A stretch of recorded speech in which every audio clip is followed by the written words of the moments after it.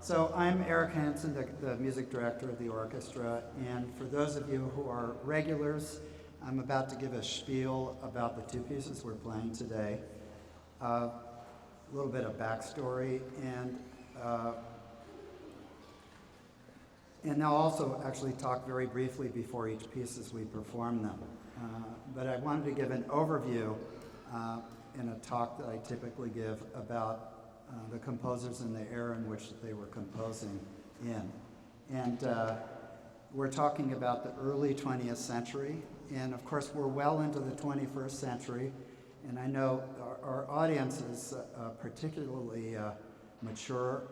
I don't mean in age, but I mean in their knowledge of music, and a lot of people who come to our concerts are either regular listeners or regularly go to concerts, not just our own, but others as well. If you're new, welcome, and I hope you enjoy the concert. And I appreciate the fact that the sun finally came out, and yet you came indoors anyway.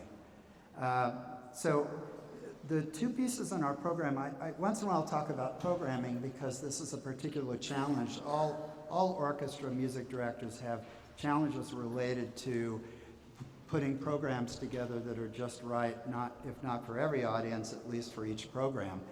And as you know, if you go to concerts and go regularly, you'll come away from concerts, and some concerts you will like better than others for a whole variety of reasons. And certainly one of the issues can be if it's music composed since the early 1900s on, many of us who enjoy classical music, such as it is, in particular like to listen to not maybe just about everything, but a lot of music from about 1900 back. And so a lot of favorite composers of friends of mine who enjoy listening to classical music are composers like Beethoven, who's of course died in 1827, so he's not been around for a while. And so such is the case with this program. When I picked the pieces in this program, which was about a year ago, as typically when I set up programming for the next year, it's usually around March and April, and choose all the major works, other than our competition that we have in the fall of young musicians who compete in our competition and then play with us.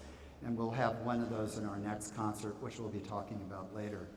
But this is kind of unique because typically I like to balance not so much music from different periods, so much as have a balance of different styles of music. And yet we have two pieces that were composed within 20 years of each other, easily. The Symphony of Nielsen around 1910, 1911, and the work, the four French songs by Britten in 1928. Nielsen was a generation before Britten, being born in 1865, and Britten was born some 30 years later, and yet they composed not exactly in the same time, but considerably overlapping, partly because Nielsen was a late starter as far as composers are. He wasn't a prodigy per se as a composer. He was rather as a violinist. He was a superb violinist and concertmaster of many orchestras in his teens and 20s, and as well as a conductor, a very fine conductor, renowned conductor. And he actually did not start composing substantively until his mid-30s, which is pretty late.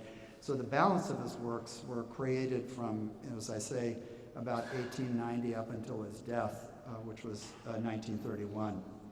Whereas Britten hit the ground running, like Mozart and several other incredible prodigies.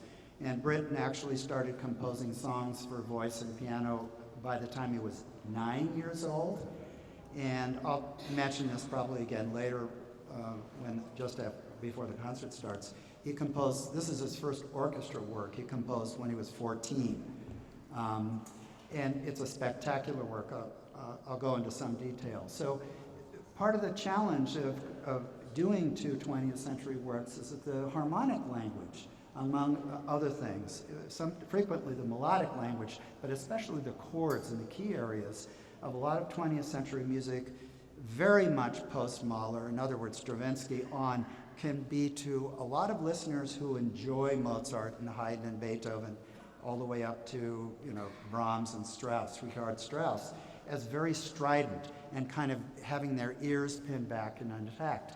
So saying something like it's an acquired taste or eat it, it's good for you, are not things that audiences like to hear. And other than the fact that I just said it, I rarely say those things. That said, you're going to be challenged in certain ways, especially with the Nielsen. He moves very quickly from key area to key area. And it's not because he's haphazard or doesn't know what he's doing. It's because he's speaking in the idiom of so many composers who were around the time that Stravinsky composed The Rite of Spring, which is 1913, and the symphony we're doing is just 2 years before. So it's of that oeuvre, of that period in time, where other than a few composers who were kind of throwback, who were looking back towards Brahms and maybe even earlier in writing in the old style, reactionaries, or conservative, whatever you want to call them, and some beautiful music, by the way, by them. Nevertheless, most of the composers who are kind of progressive and looking forward tend to move harmonically more quickly into different key areas. So sometimes you feel that, in a manner of speaking, the ground underneath your feet is moving a little bit harmonically. The melodies, however, as dissonant as they might be at times, are firmly based and very typical of Scandinavian composers throughout, ever since Edvard Grieg, who wrote Peer Gynt and some really beautiful pieces the second half of the 19th century. So a lot of of course, they're original melodies that Nielsen composed for the work, but nevertheless, and they have a sense of being kind of folk song-ish.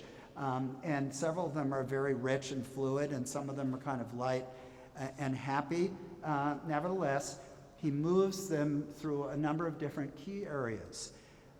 There are unique aspects to the Nielsen which can be quite surprising, and I'm going to repeat this later because I want everyone to not so much see this coming. I don't mind you being surprised, but it's very unique. About halfway through the symphony, towards the end of the second movement, all of a sudden, you're going to hear an orchestral instrument that you have not heard before. I can almost guarantee it. And it's called, hold on, the human voice. You're going to hear a soprano and a baritone singing wordless. Melismas is the technical term. If you know medieval music, Catholic Church, a melisma is when you have a single syllable with multiple notes. And very typical in high medieval music, 11th, 12th century, you'll have an amen that could have 80 notes in it. Amen. That goes on and on and on. And Nielsen doesn't use the word, it's wordless, but he used the vocal sound of ah. And so they're singing wordless. He's using the human voice as an instrument of the orchestra, a very unique thing. And it's really wonderful, and as I said, it comes out of the blue. So I was surprised the first time I heard this piece because I didn't know it was there. So I'm sorry if I wrecked the surprise. But I want you to look forward to this because it's an incredible moment. And you hopefully will enjoy it, and also know that it's rather unique. This doesn't happen. As I said, almost always, if there's a voice singing with orchestra, they're singing some kind of a poem, which is what you'll hear in the first half. 4 French songs by Benjamin Britten.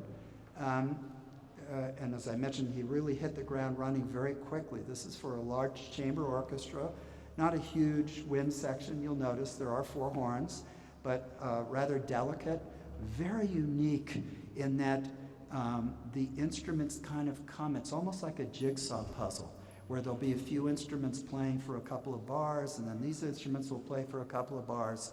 And the voice is also singing, not sporadically, but as you would expect a poet saying a verse from something, and the poet will hesitate at the comma and allow it to sit and be absorbed by you, the words themselves. The poetry is by Paul Verlaine, Victor Hugo, some great poets of the 19th century French. And that's another unique thing, of course, is that Britten at 14 is writing 4 French songs. and he's using multiple different languages, if you will, partly because he's so young.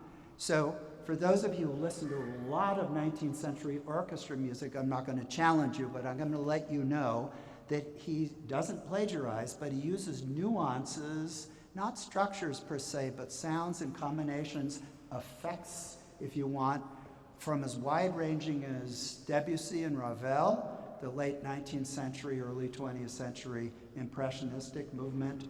Wagner, very evocative, not the big, loud, massive Wagner, but the elegant, kind of majestic Wagner that you will hear in some pieces, and gorgeous sonorities, and moments that are rather intricate, actually looking forward to music of a later period.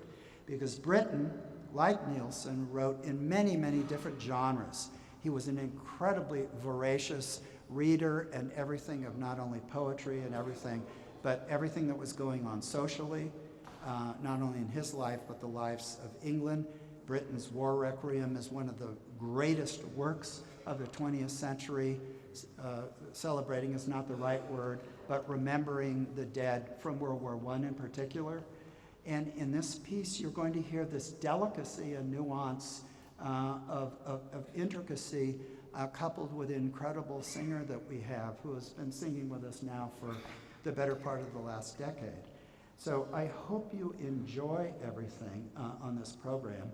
And if you don't like newer music, because this is of course some 100 years old, both pieces, I hope that this will maybe not change your mind, but open some doors for you.